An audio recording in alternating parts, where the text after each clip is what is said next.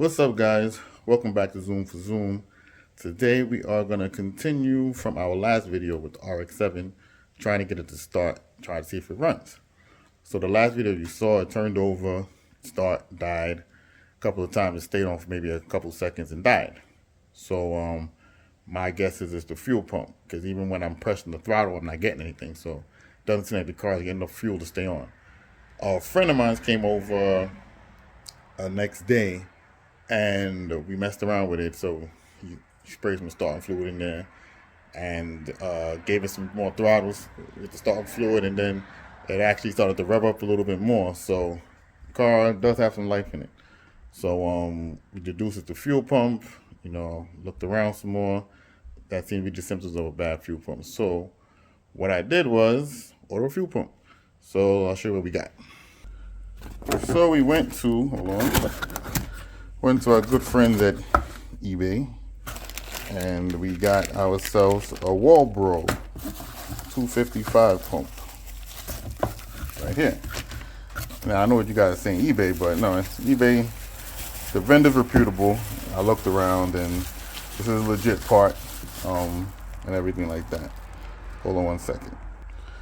So there we go. This is the Walbro pump. Actually, it's not even called Walbro anymore. The company now called TI Automotive or something like that. It actually came quick too. Came in, I ordered it Thursday, came yesterday. So this is all the stuff that you're gonna need to mount it up to the FC. Apparently it's pretty much plug and play, it's not too hard. So we're gonna take out the old fuel pump. I noticed a lot of rusty bolts and stuff in there, so that's gonna be a pain. So yeah, we're gonna take out all the old stuff, assemble the new pump, put it back in, and see what happens from there. So let's get to it. Okay, so access to the fuel pump is right here under the rear hatch, under the carpet. So you just move it out the way. There's 4 screws that hold the plate on, so we're gonna take those off, and then that should give us access to the pump to see what we're doing.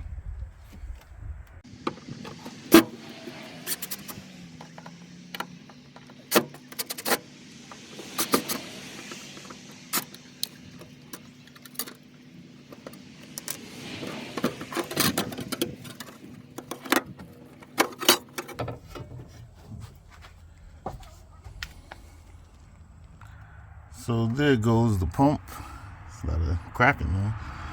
So it's kind of rusty down there, that housing. So them bolts is probably been kind of rusty to get out too. So hopefully it doesn't give us too much of a problem. So let's see. All right, so we disconnected the line to the fuel pump. It's right in there. So you gotta pull some of this trim back here, and then you get to the connector, which should come out right here. Bam. So it comes out right there. So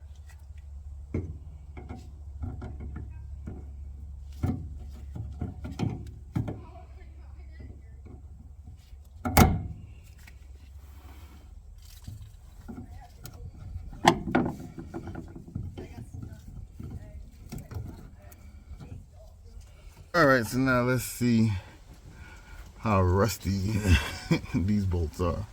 So we gotta take care with this stuff. All right, guys, so we got the bolts off. Man, I tell you, this is rough. All these rusty bolts, this is what a lot of them look like, how they had to come out. Some of them had to drill out, some got the vice grip on it, but nothing came out normally with this screwdriver. So we're gonna definitely have to change. We're gonna have to change the bolts, and we basically gotta find what bolts go in there. But everything should come out now.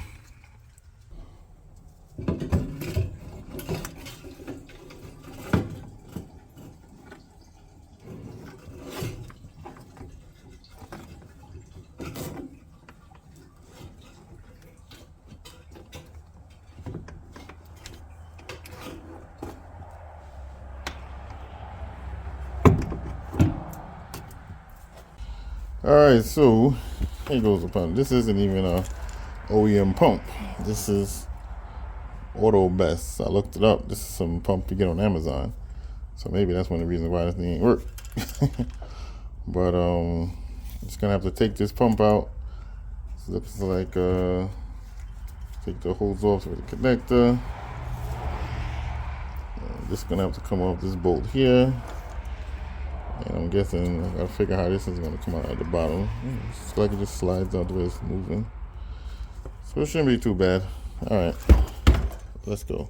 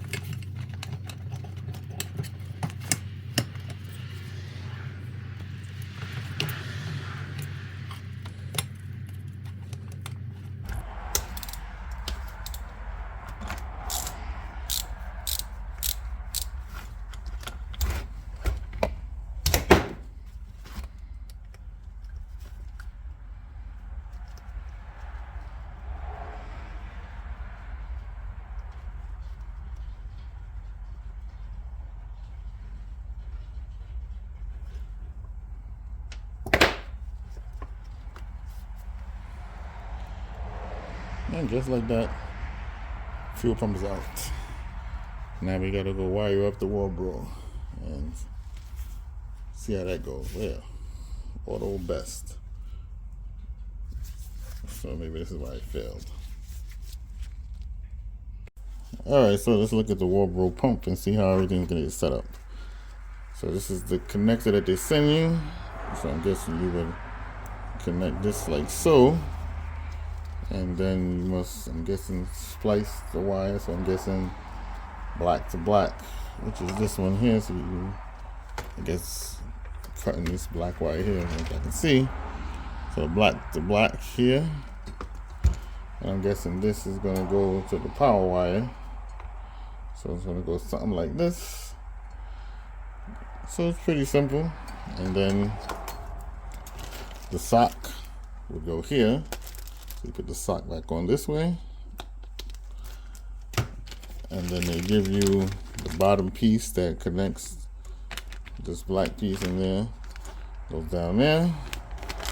And they give you these two, oh, that's for the wire there. You put that wire in and crimp it. And we got some O-rings. So let's gotta see where the O-rings go to what. And we got a couple other things too. Alright, so we'll mess around with that and see. Alright, so both wires has been soldered together. You can see. So we'll just, what we do here is just plug it up. And so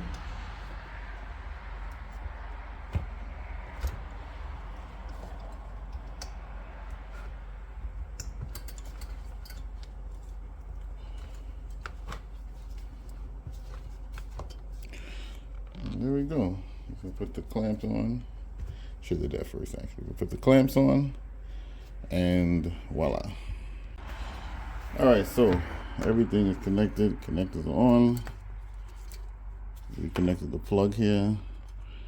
I used new clamps because these other clamps that they put on there was the cheap ones. So I used the worm clamps to clamp a few holes. So now we got to do, I'm trying to clean this up a little bit. And then we just put everything back in the car. Yeah.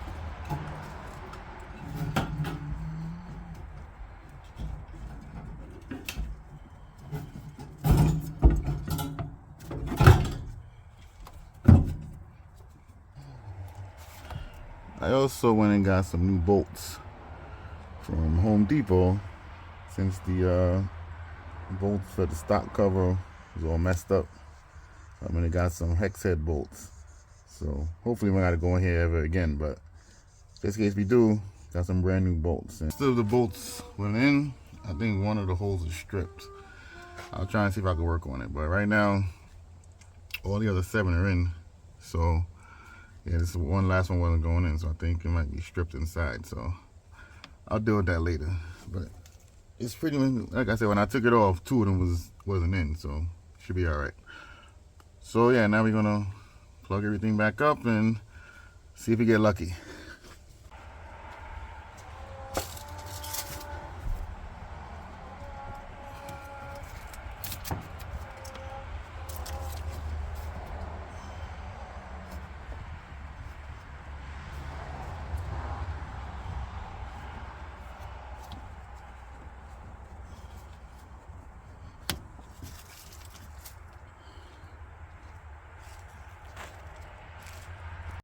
Yeah.